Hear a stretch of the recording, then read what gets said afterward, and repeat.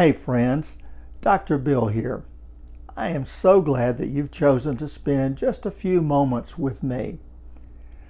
You may recall that last year we spent a great deal of time talking about the things that Jesus said and did. For the next few weeks, however, I want to shift the focus and talk about Jesus' first disciples, also known as the 12. Now, if you look in your New Testament, you'll find several lists of the first 12 disciples. And for the most part, those lists agree, although there are some slight variations in one or two of them. You might want to pick up your Bible and thumb through the places where those disciples are listed just to kind of get the flavor of what they share in common and what's different.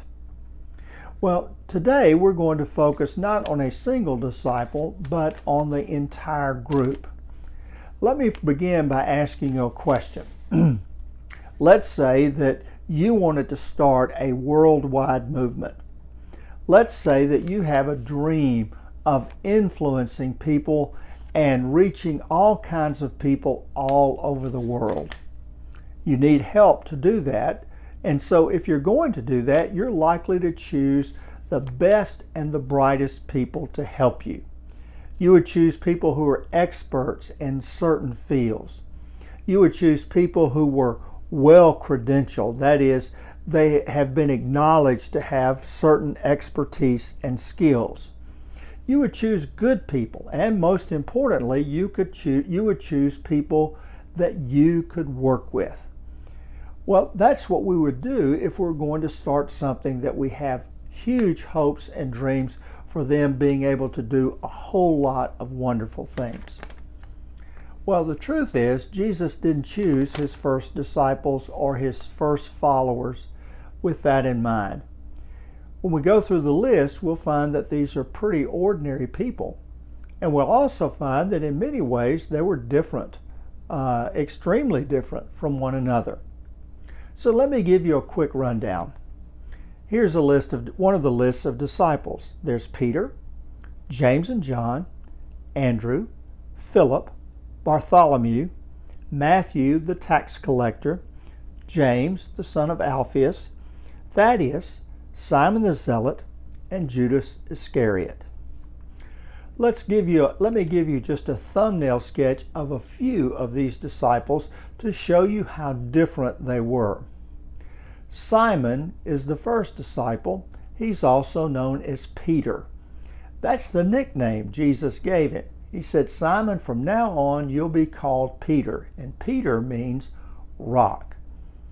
Well, when we go through the story of his life, we'll find that he was anything but a rock. He was not solid.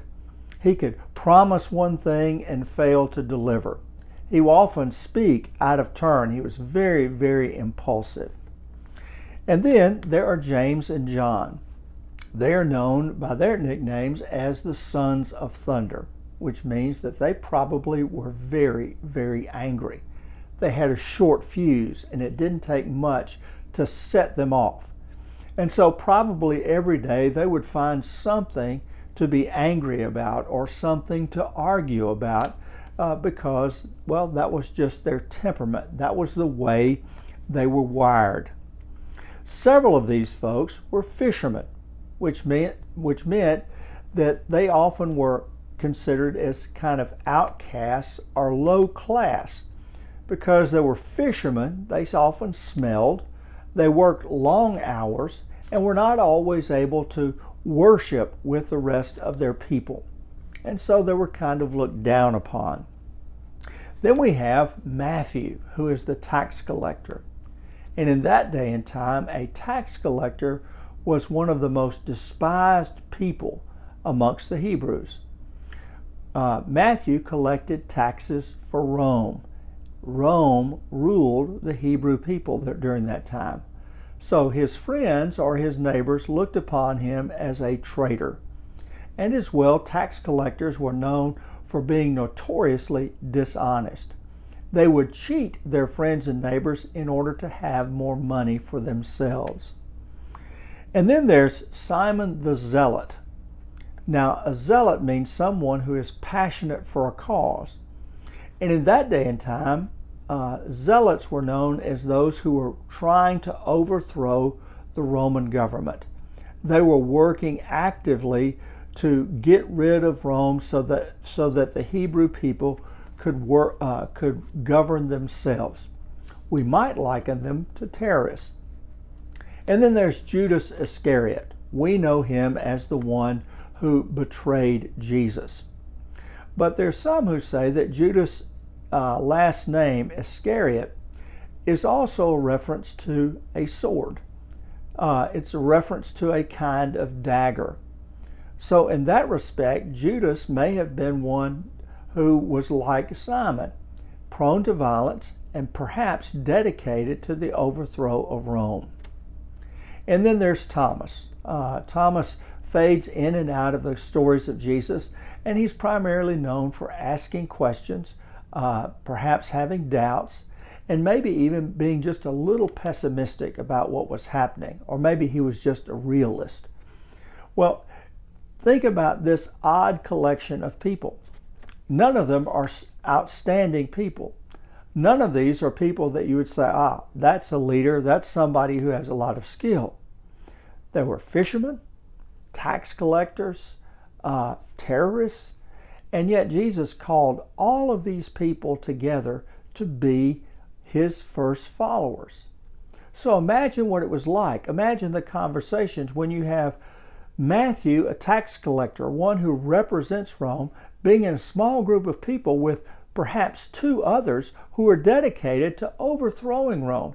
I bet there were some interesting conversations about that. And then there was Peter, who was always talking too much, and I imagine there were lots of times when the rest of the group got tired of him. And certainly, with James and John and their outbursts of anger, I imagine that just kind of rubbed the entire group raw at different times. So you can begin to see that this group of first followers of Jesus, they were all very, very different. And they were all very, very ordinary. Well, that's what a disciple is in Jesus' terms.